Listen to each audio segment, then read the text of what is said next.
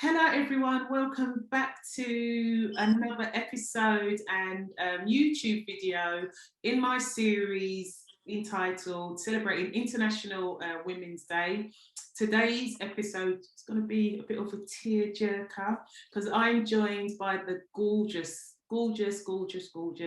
Ola, who's one of my closest friends. I'm going to declare an interest now. I've known her for a good number of years now. And her story is something that I can relate to because we both suffered a traumatic loss 4 weeks apart. So she became a young widow. This year actually will be 3 years since she lost her gorgeous husband, and then of course, as you know, this will be the third year that I'm without my daughter. So our stories and our journeys are very similar in that we've both experienced loss, and it's our ability and our resilience to learn to coexist with our loss that I really wanted to highlight Ola's story. So with that being said, I'm going to get Ola to introduce herself. I also want to point out that Ola has the most amazing business. So hearing how she's been able to move on from the loss of her husband, start a new life in the States, and restart her business is absolutely awe-inspiring. It's inspiration, and I know that you are going to get so much value from today's episode. So I'm going to let gorgeous Ola introduce herself.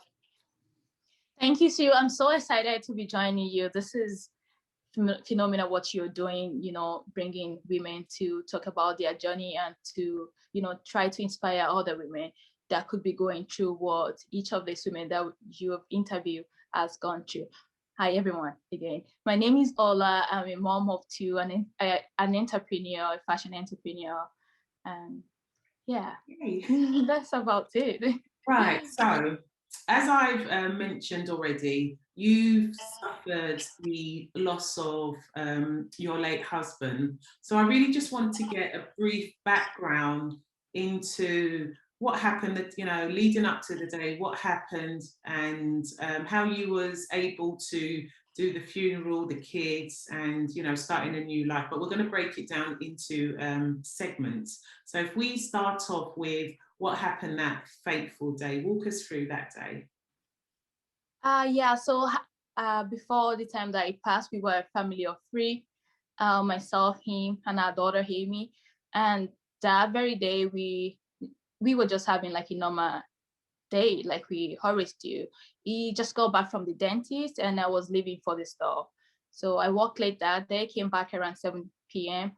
And when I got back home, I laying on the floor. We pick him up quickly and take him to the hospital because Nigeria, you can't really call 911 or anything like that.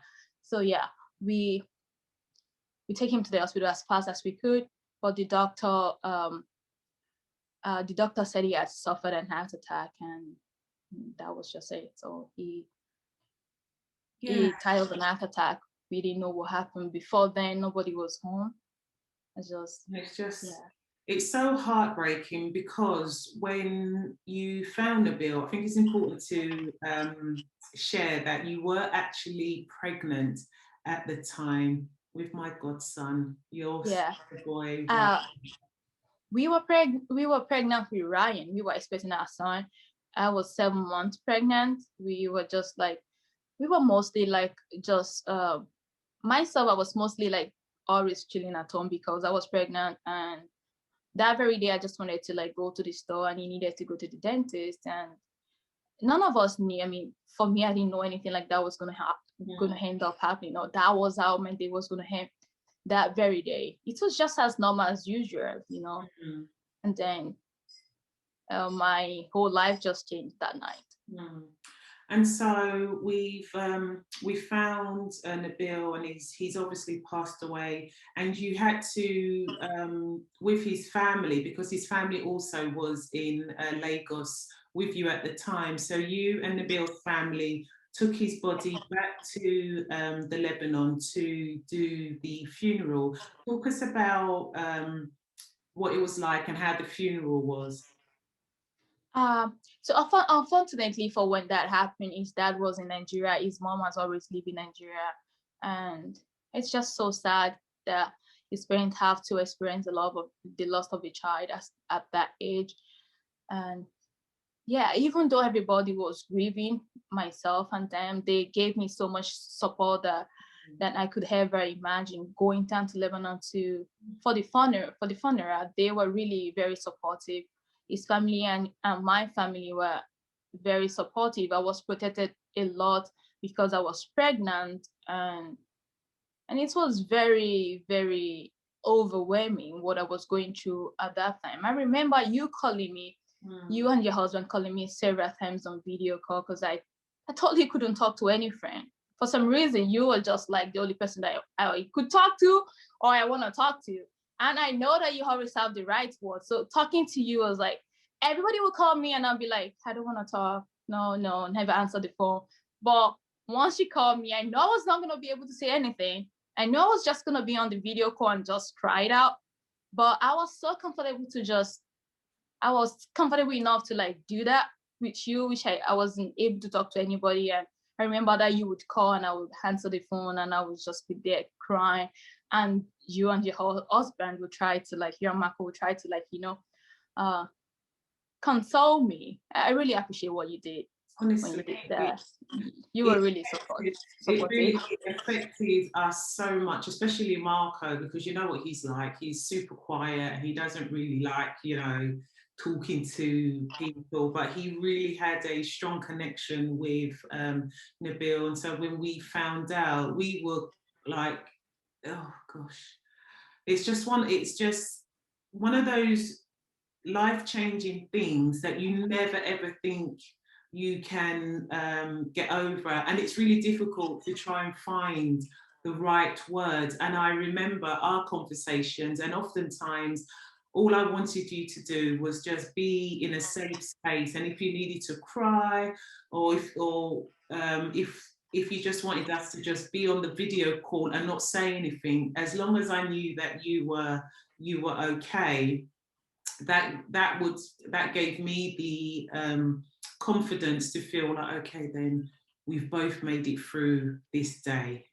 Let's just keep going. Let's just keep going. Let's just try and get through the funeral. Let's try and get back to Lagos, and then we'll start to rebuild our lives little by little. So that was really my aim and goal for you, was trying to be that emotional support. Even though I couldn't physically be with you, I just wanted to know that you had someone that absolutely had your best interest at heart and just cared 110% for you. And then of course 4 weeks later I go and lose Geneva in what is like just the worst kind of set of circumstances. But even then, I didn't want to share that with you, because I wanted to still be that support for you. But then obviously you found out, and even as I was going through my grief, I still found the strength, because it allowed me not to focus on what was going on, because I was still concerned about you, because here you are, you're pregnant, and I knew that this was an incredibly stressful and difficult time for you. So I wanted to make sure that you were okay. And so when you came back to Lagos, you're now faced with a really difficult decision, in that, okay, you had already made plans with Nabil to fly to America, spend time with his family, give birth to Ryan, and then fly back to Nigeria. So talk us through how you found the strength, if you will, and you came to that decision that actually you're still going to go ahead with that decision to go to America by yourself and have Ryan.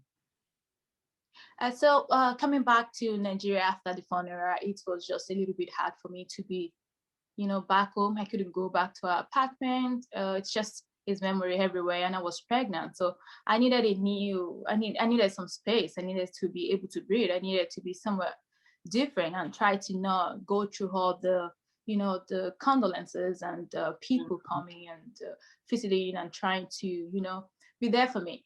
So when we got back, I knew I just needed to go through with the plan. Like I just need to put myself together, go through with the plan that we already had about going to the States, visiting his family and having the baby. And I was lucky to have a friend that was willing to come with me and support me at that moment. So yeah, I immediately left. I think a couple of days after I arrived back to Lagos, I immediately left to the US to have Ryan, and I was there for I think I was for about 6 months before going back to Nigeria. And whilst you were in the States, had you already made up your mind that actually I want to relocate to America because I just simply believe that I can give a better standard of life, and I'm going to try and be as present with Amy and Ryan. And the best place that I can do that is just to uproot and build a new life for myself, because you've also got to think about the business that you had as well. Yeah, I thought about that while I was living in Texas. I think about maybe for the kids, this will be, good for them to like live in the state. The education uh is great. Tammy was already going to school during that 6 month period that we were here. But leaving my business back home was not an option for me. So at that time I was telling myself, yeah, America is great, but it's not for me because I wasn't ready to like leave my business. It was a big part of me, uh not just because it's a business or that's where I get my income from, but just because I build it from ground. So it's like my other baby. It's like something that I put so much into, and just to let it go like that because I want to move to a different country was just, it wasn't what I was. It was not an option at that point for me. So I went back home. And when you got back home and then you then told friends and family that actually, you know what, made up my mind, me and the kids were moving to America, what was their reaction? Uh, so when I went back to Nigeria, I was like trying to get my life back together and just to, continue living in Nigeria, getting back to work and all. But everywhere I turn is just the memory of me living in Nigeria with my late husband, and people were starting to like be a little bit weird with me. Like they would know what to say, maybe to say sorry for your loss, or condolences sorry for your loss, or congratulations for your new baby. So I feel like people were starting to like avoid me, and my friends are not like very, so I was just like, wow, what's going on here? What is this like? Like, it's okay, people, like you can talk to me, something like that.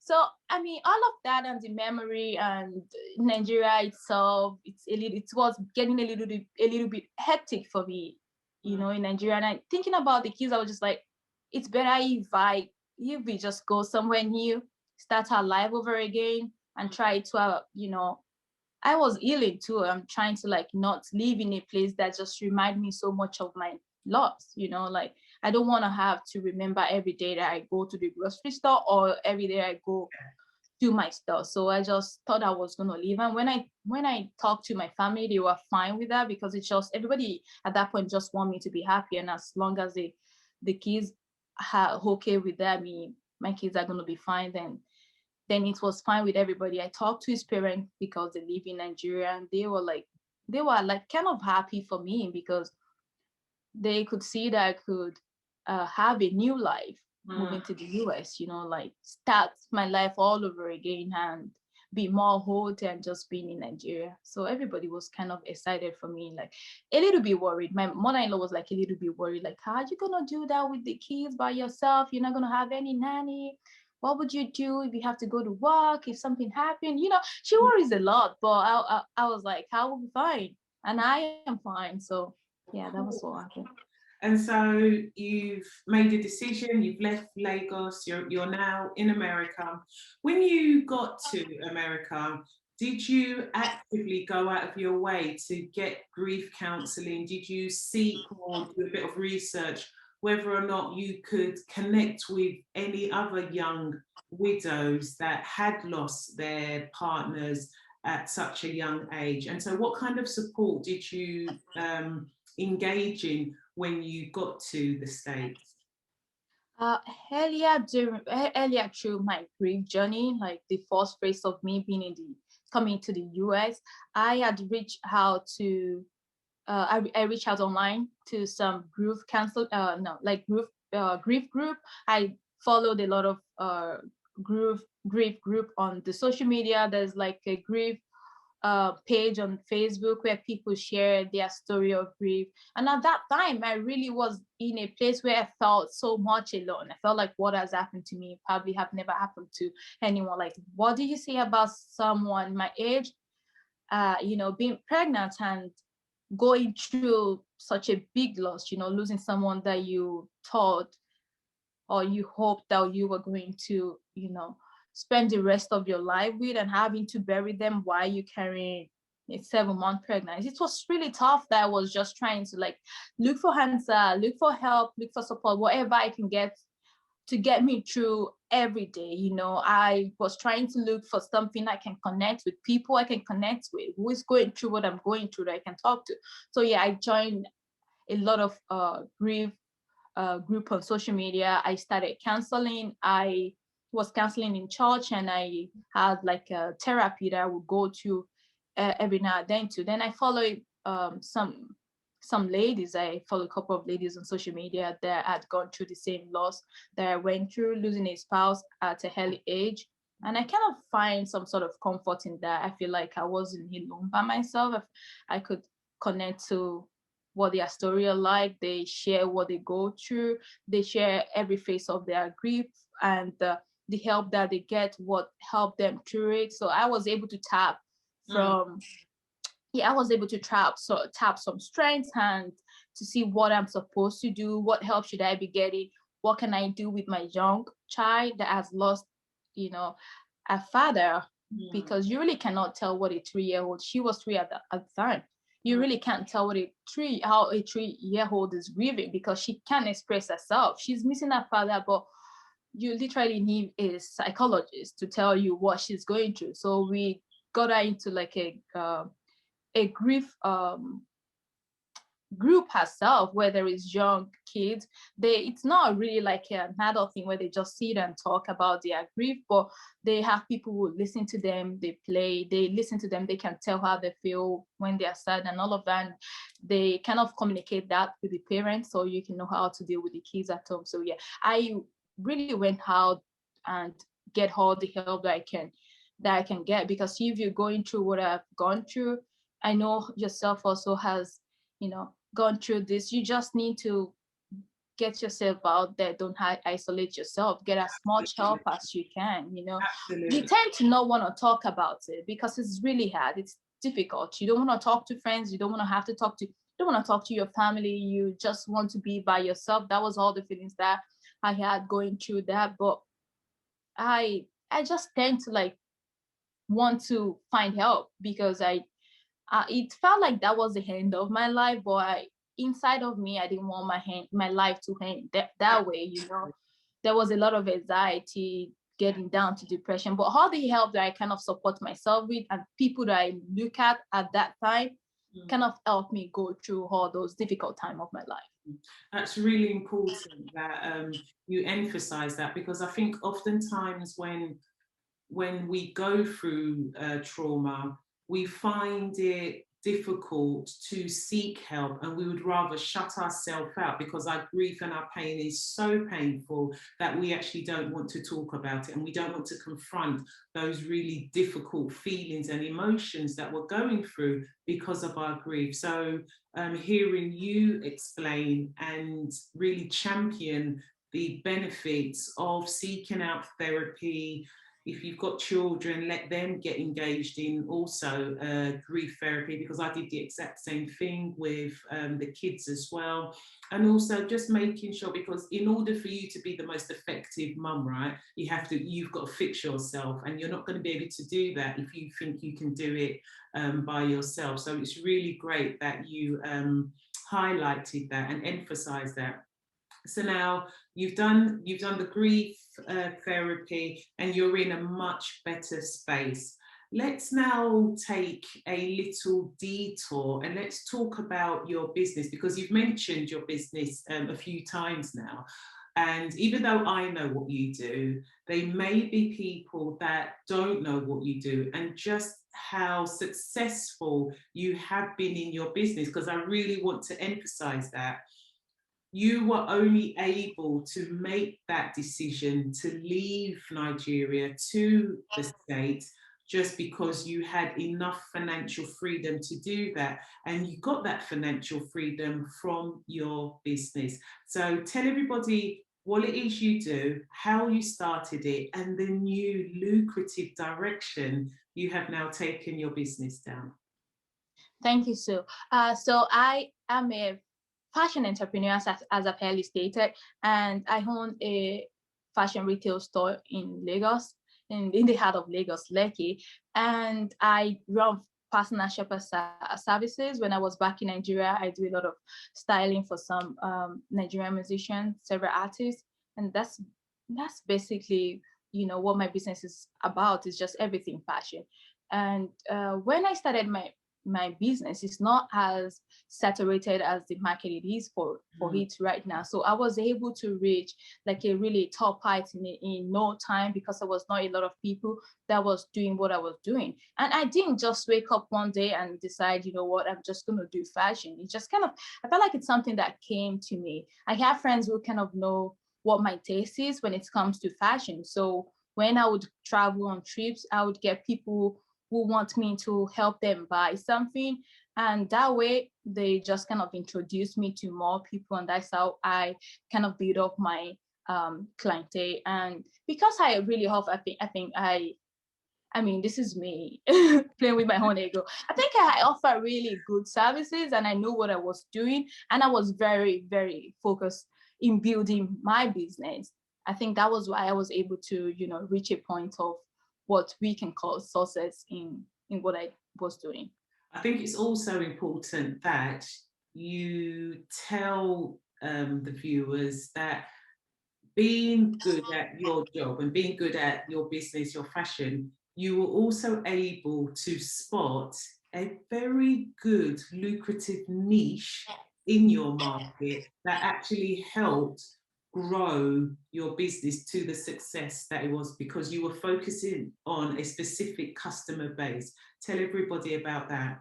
Yeah. So when I started doing fashion, there was already a lot of, you know, fashion stores, fashion house, retail shops, but everybody was catering for women. If I felt like, why are the guys being left out? Like, why are we not caring for our men? You know, so I kind of channel my energy and what I want to do towards the men. I wanted to like, I felt I could feel, I could vibe easily with the guys, and it's just, I just prefer to like, I kind of like just choose the male, because also I usually would like to do something that's not been out there, like invent something. I think I wish I'm a scientist so I can invent something. Anyway, I've been thinking about why is nobody inventing folding machine, because every mom needs that. What do you think? So yeah, I was like very much focused on just the male. Like not a lot of people was catering for the for the male fashion in Nigeria. I mean, it's always only about if you want the traditional Nigerian attire. Of course, there's a lot of fashion designers and tailors that do that, but when it comes to high fashion for men, or high street fashion or street style, there was not a lot of people doing that at that time. So that was just what, you know, I chose to do. And then slowly people start asking me, like, you're doing so great with this, like, why are you not putting ladies in mind? Like, guys would ask me, I want something for my girlfriend, I want something for my wife. So slowly I've always said I would never ever do anything female. Like, I can't deal with women, I can't deal with myself, I'm too much. And then slowly my business grew to a level where I start considering, you know, maybe I should try some women fashion. So I opened my second store and I make it you know, women fashion. So that was how I grew into expanding my business. Fantastic. And so you saw a lucrative niche in the market for men's luxury items. You opened up your first store, then you opened up another store for female, and then you've moved over to the States. And whilst you were in the States currently, you then decided that actually I can see another part of the market that I want to tap into. And because, as you already mentioned, personal shopping and catering now for guys and females has become a bit more saturated now, especially from when you started to where we are now. So you noticed that and you decided to diversify into another part of fashion that hasn't yet been fully tapped into. And again, super, super successful in this new area of fashion that you've gone down. So tell everybody about that. Thank you. Thank you for asking.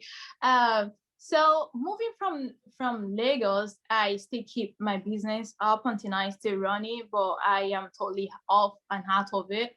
But moving here, I had a 10-month-old when I arrived, and getting a job is not my thing. It wouldn't have been. It's not gonna be something I would be able to do having a very young baby at hand, and it was never my thing anyway. So I again want to do something in fashion. At first I was thinking like I want to maybe do fashion designing, like, you know, but I know that I feel like my gift is retailing, like my gift is selling something, not really like designing it, it's like selling it. So I was just like making my researches and trying to figure out what I can do, especially that I can do from home while I take care of my kids and not having to go work outside. So while I was doing that, I stumbled upon a video on YouTube that was talking about sustainability and pre-owned and second-hand luxury goods. And that just kind of get to me like, oh damn, like I don't think everybody is thinking about this already. First, you can save money. Secondly, you don't have to hold on to something that you don't give, you're not getting a lot of use out of anymore. We can be more sustainable. We don't have to buy new stuff every time and just fill the old place up. Also, you can save money. Mentality. Yeah. Fast fashion Yeah. And you can save money. Like a lot of people like luxury. I mean, it's not everybody's cup of tea, but I would say there's a lot of people who drink coffee from that cup. So a lot of people like luxury and don't want to pay too much for it. So I was just like, wait, this is something that makes a lot of sense. Myself, I like fashion, I like luxury stuff. Most of the time I like to find deals. I don't really want to pay too much for anything. So I went more deep and see what platform do they sell from, where can you get this stuff to, how are they doing this business. And I realized it's actually a multi-million-dollar industry market in the US. Nothing like that exists in Nigeria, and it's growing and growing. And all the fashion houses, like the really big fashion retail houses or stores, are getting on it. They're jumping on it. Like there is Farfetch is now selling pre-owned. I was like, wait, this seems to be like the way forward. So I get into my personal closet and I try to sell some of the things I don't get good use out of anymore. And I was so surprised at how much people would pay for something that I don't want anymore. I was like, oh wait.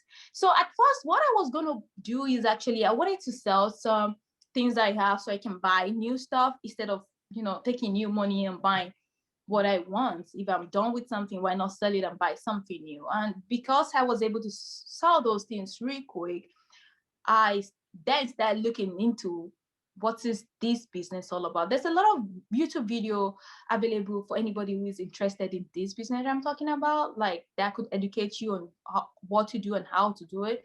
But anyway, so once I was done with my stuff that I was selling, I started looking into how can I get new stuff to sell, because this seems to be something that I want to do. Then I realized, like, people go to donation shops. Here we call it thrift stores. Yeah, in the to UK, find good, charity shops. Yeah, to find like you can we call it tremi.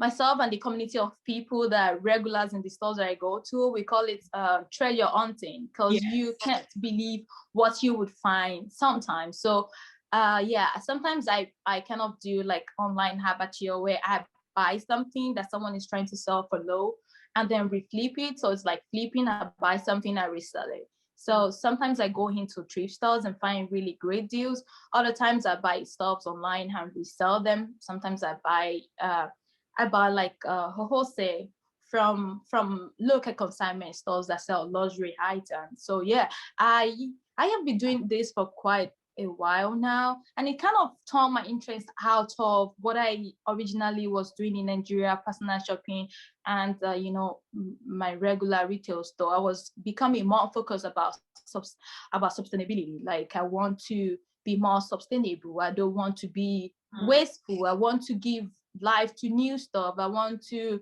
embrace something that somebody don't want anymore. I want to embrace it because if I think I could love it, give it more love. I was ready for all of that. And as I got into the business, I started seeing how much value and quality is in vintage stuff. So I go from just luxury pre-owned into vintage stuffs, and I started saving, dresses from the 50s, from the 80s. They become my kind of obsession. Like, I now love to like find them. I mean, I did a lot of research to know the from the tag or the fabric or the stitches to know what era this is from.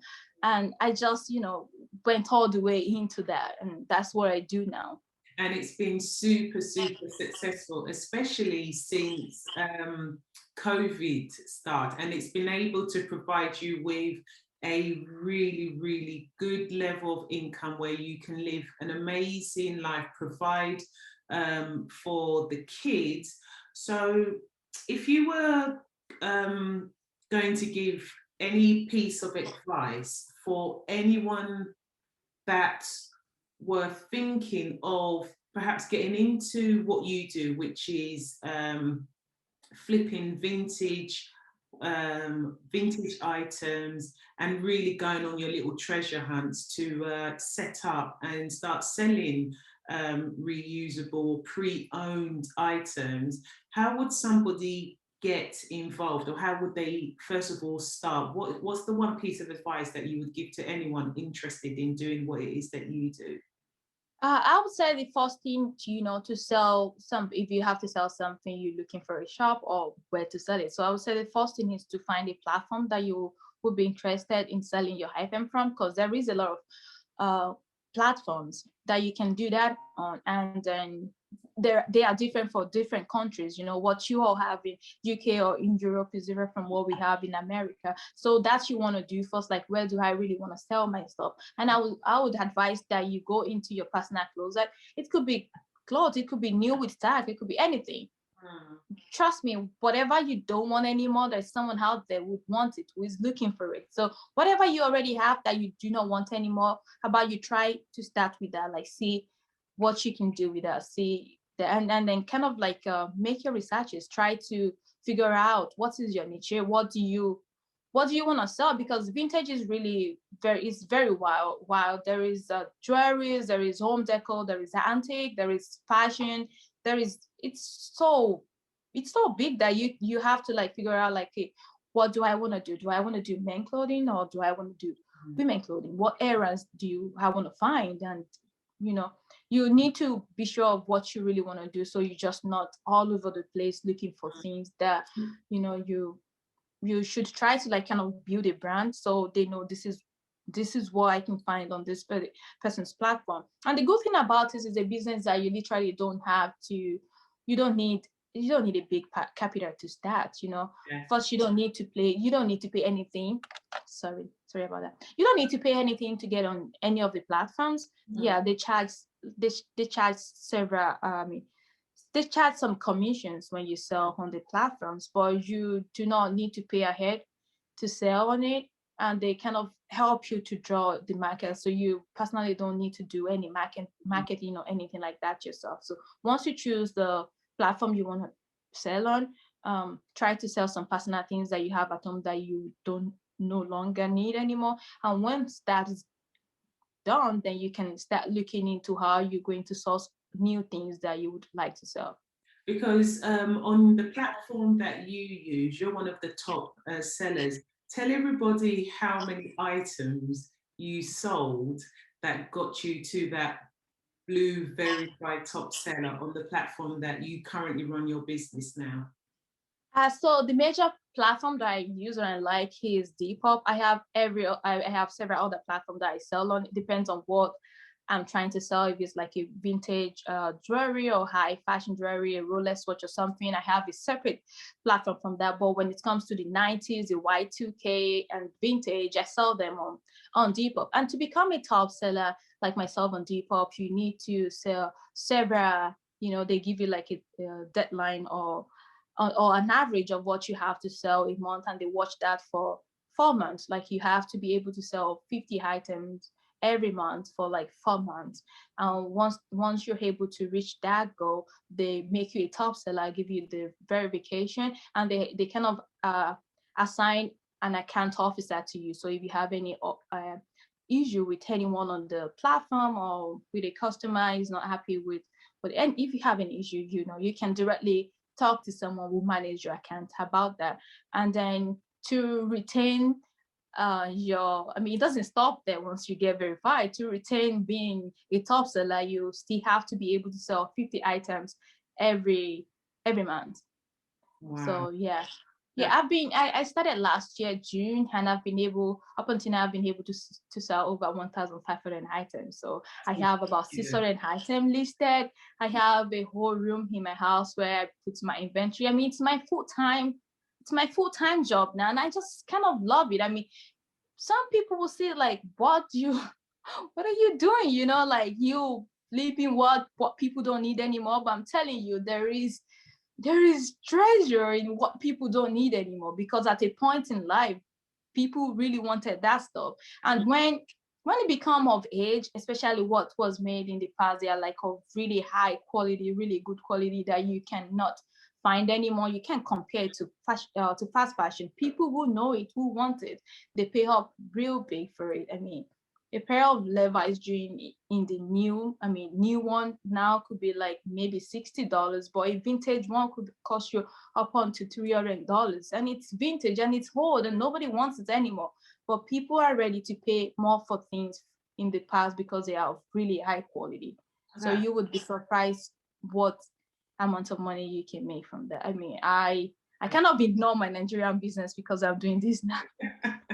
Yeah, so that's what just before we close, so have you fully given up on your business in Nigeria, and this is now your new baby, your new business here in the States? Or yeah, my business in Nigeria is still there. I'm not longer the owner.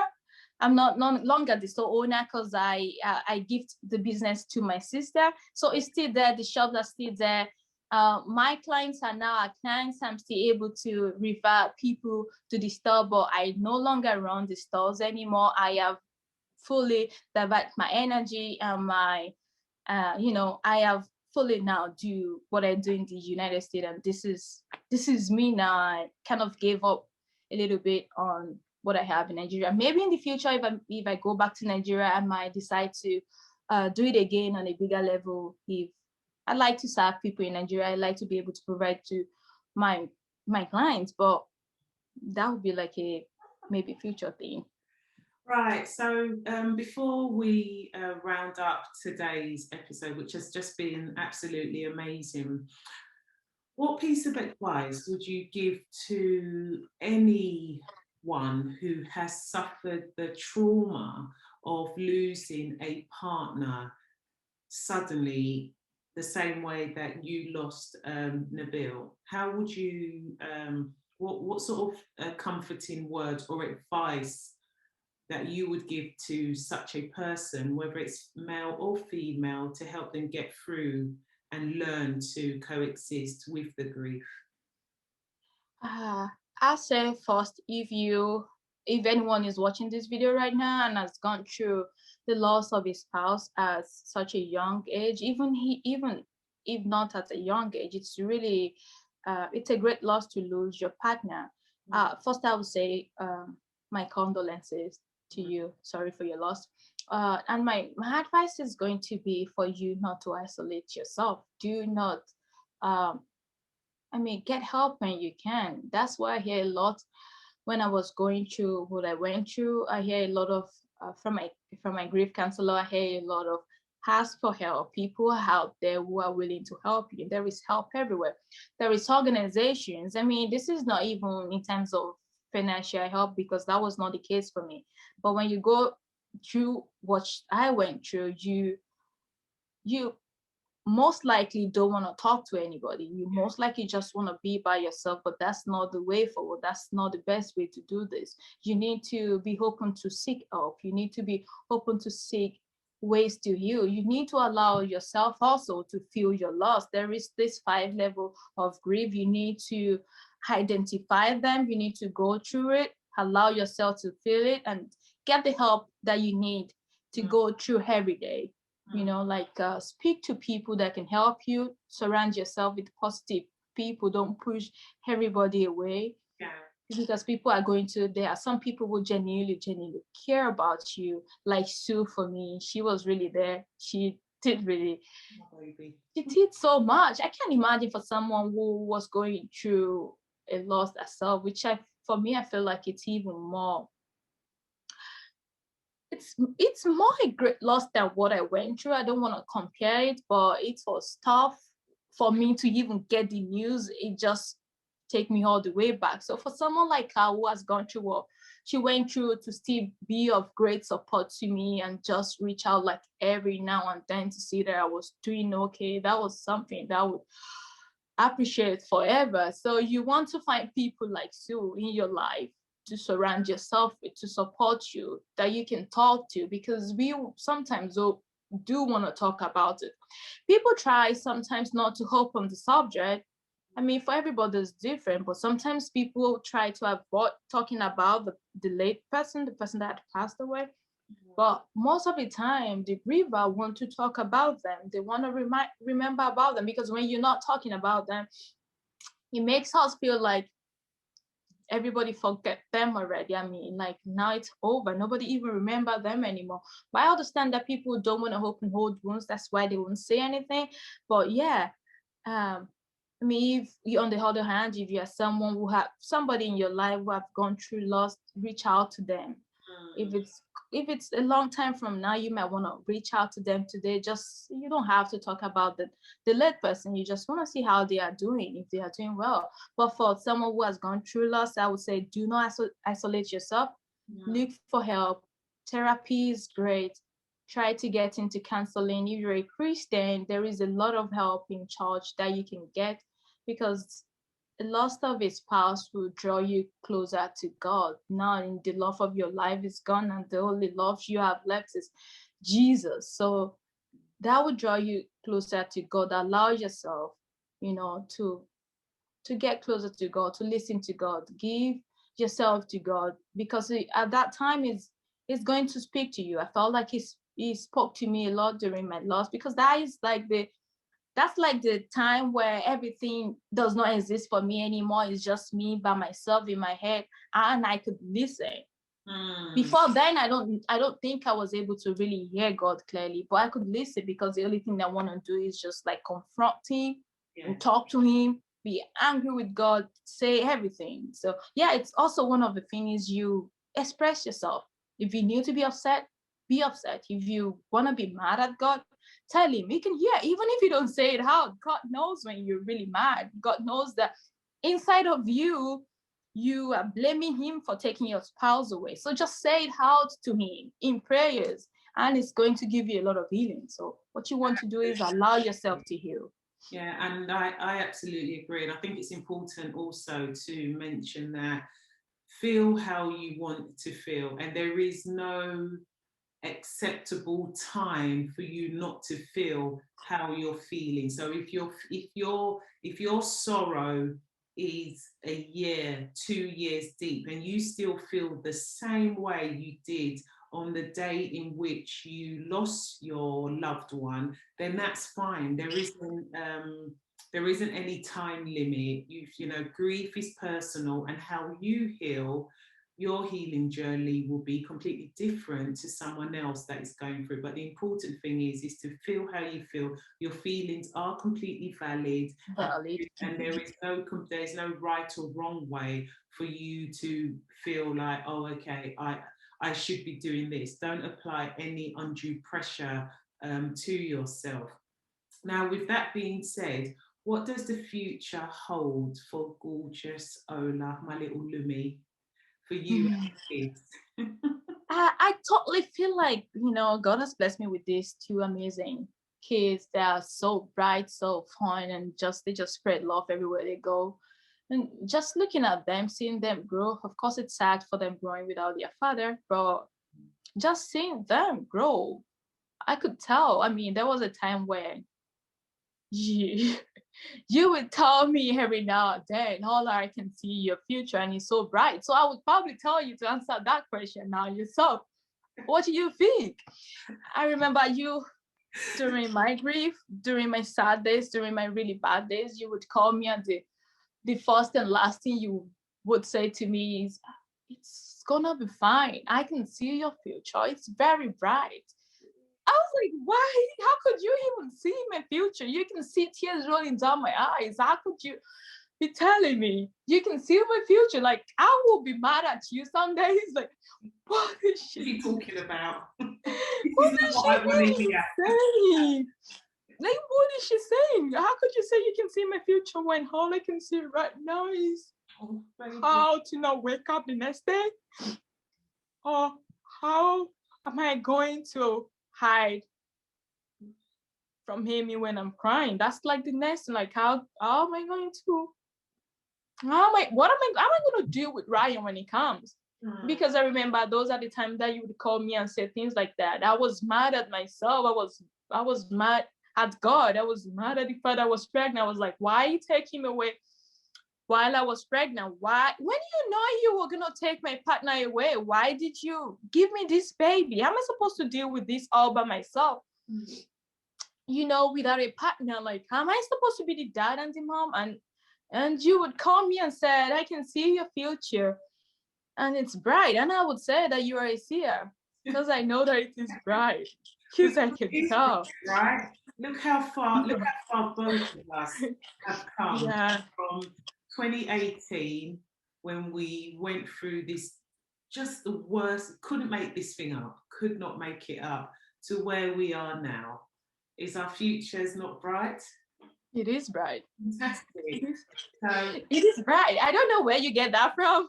I don't know if that was something you really could see, or you were trying to make me feel better. No, you did what you had to do, and that works. If I'm being honest, I could see, even though at that time you couldn't see it, I could see your inner strength. Okay, you just needed time to discover it for yourself. And oftentimes, even when I'm coaching, or if I'm speaking to someone that has gone through something that's really challenging, the role of a good friend or even a coach is to guide that person into discovering that hidden strength that's within us. And oftentimes, because the world can happen so fast, and we get bombarded with lots of different things, we can't quiet the noise that's going on around us. But when you are able to just take that moment, take a deep breath, and really tap into your true hidden potential, your true inner strength, you start to blossom, and you start to believe again in the beauty and privilege of the life that we've all been blessed with. So that's all that was. It did work. It did work for me. And now look, I feel like right now it's bright, and I can see the future that is really gonna be bright. And that's all anyone can ask for. So with that being said, I'm going to leave all of Ola's details of her store, and if you want any tips or advice, please reach out to her. But before I do that, Ola, why don't you tell everybody where they can grab hold of one of your unique treasure hunt vintage items that you sell and look for so well? So I am midday style on Depop. That's where you can really find a lot of my stuff, or you can reach out on Instagram, and I can probably send you the link to my shop. So I'm gonna, as I said, I'm gonna leave all of Ola's details in the description box below. I want to say thank you so much, babes, for sharing your amazing, incredible, inspirational story with everybody. It's difficult. It still remains incredibly difficult for me to hear the story, and so I really appreciate you sharing your story, because I know you are going to help and inspire someone out there that has gone through or may potentially go through grief. And the more we talk about grief, the easier many people be able to find that support and realize that this is but a moment in your life, and you can learn to coexist with the grief and still have a beautiful, meaningful, purposeful life. So I just want to say thank you so much for being here with me today. Thank And you for having me. remember, guys, be great because you are. Because you are. Bye.